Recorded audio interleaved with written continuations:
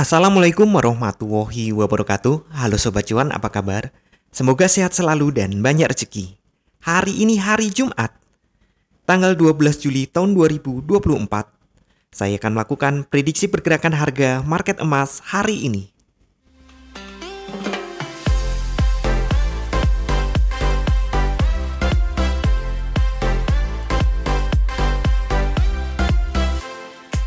Kemarin market emas, naiknya tinggi sekali. Bahkan nih, tidak sempat membuat low. Tanpa busur dulu dia langsung target. Kita lihat ya untuk langsung 1 jam. Langsung detailnya saja. Nah, di sini terlihat bahwa kenaikannya di sini nih. Mulai jam 19. Iya, kalau didetailkan lagi sebenarnya 19.30 ketika berita-berita itu rilis datanya muncul semua dan ternyata dianggap mendukung untuk The Fed menurunkan suku bunga. Sampai jam 10 kemudian ya sideways.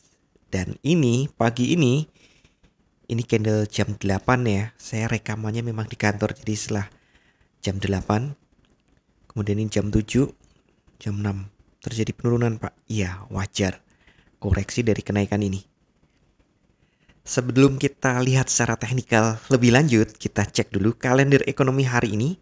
Jam 19.30 ada Personal Price Index month on month bulan Juni diperkirakan naik dari minus 0,2% menjadi 0,1%. Kemudian jam 21 ada Michigan Consumer Sentiment bulan Juli. Diperkirakan naik juga ini dari 68,2 menjadi 68,5. Ini semuanya bagus untuk ekonomi. Biasanya buruk untuk emas. Ya belum tentu untuk saat ini. Bisa jadi itu justru dianggap sebagai alasan The Fed untuk menurunkan suku bunga. Artinya itu justru bisa positif untuk emas. Sementara saat ini emas sedang turun untuk hourly ya. Kita sekali-kali kita cek lebih kecil. Ini sideways ya, ternyata kalau dilihat di 15 menit lebih terlihat sideways daripada kalau kita lihat di 1 jam. Karena 1 jam kita lihat resultnya aja, wah merah melulu nih gitu kan, kelihatan gitu. Tapi kalau di 15 menit unik ya, biasanya 15 menit kan lebih kelihatan, ternyata enggak. Ini open di sini. Nah, karena sebelumnya juga cenderungnya sideways, jadi kelihatan sideways. Apakah hari ini sideways? Saya tidak yakin. Ini pola besarnya ini, saya kembali ke 1 hari. Nah, pola besar 1 hari seperti yang saya sampaikan di Elliott Wave. Kemarin saya sempat singgung tentang Elliott Wave. Dan di flyer yang saya bagikan saya juga ngomong Elliott Wave. Saya hapus dulu ini biar lebih mudah terlihat. Kita ngomong Elliott Wave, ulang. Ini 1. Kemudian ini 2. Nah, kita di posisi 3. Apakah cukup ini? Saya pikir tidak. Saya pikir 3-nya akan mengejar target all time high. Kemudian dia baru koreksi. Setelah itu all time high baru lagi. Nah, jadi di sini kenapa? Karena biasanya nih fase 3 ini lebih panjang daripada fase 1. Dan fase 5 itu lebih pendek daripada fase 3. Mungkin kurang lebih dari fase 1. Secara logika ini juga akan muncul ada kenaikan nih, logikanya itu. Secara logika seperti ini. Ada kenaikan, orang tertarik untuk beli, setelah harga tinggi terjadi penjualan, maka trader-trader retail juga menjual, entah itu membuat posisi terbuka jual maupun melepas buy-nya. Sehingga harga tertekan, di sini harga sudah cukup murah, maka trader-trader besar akan mulai membeli sehingga harga naik. Retail yang sebelumnya buy di sini kadung di cut loss nangis-nangis dulu gitu kan. Kemudian dia ikut membeli sehingga harganya naik sampai ke all time high. Nah, all time high ini bisa jadi akan membuat orang semakin ingin membeli. Tapi di sisi lain orang menjual, harga udah tinggi kok. Akhirnya orang-orang yang sudah membeli di sini atau mungkin juga di sini akan mulai menjual sehingga harga tertekan. Harga turun, kemudian dianggap harga sudah cukup murah, sudah dianggap wajar untuk mulai pembelian, dibeli lagi sehingga all time high. Nah, di situ dia akan mulai capek. Akhirnya nanti setelah all time high baru di fase kelima ini kemungkinan akan terjadi sideways. Jadi mungkin ya gini aja. Kalau high lagi juga nggak jauh. Nah, biasanya seperti itu ya. Biasanya. Kenapa saya bilang biasanya? Karena kadang-kadang nggak seperti itu juga. Tapi ini pola yang terlihat untuk saat ini. Atau bisa jadi ini bukan Elliott Wave, tapi menjadi head and shoulder. Jadi setelah high, low. Nah, kita lihat kalau low-nya nanti lebih rendah daripada ini, fase 1 ini berarti bukan Elliott Wave, tapi nanti akan membentuk head and shoulder. Ya, memang perlu sabar-sabar di sini. Tidak ada yang pasti dalam analisa teknikal.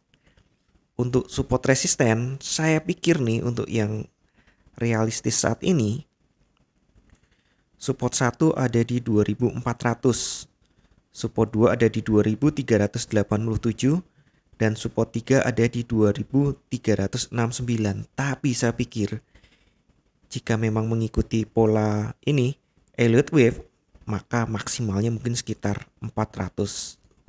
Paling parah 387. Nah, kalau bisa melewati S3 bahkan lewat, kemungkinan adalah head and shoulder. Nah, itu kuncinya. Sementara untuk resistennya, resisten 1 ada di 2414 di sini ya, dan ternyata tadi pagi sempat di atasnya.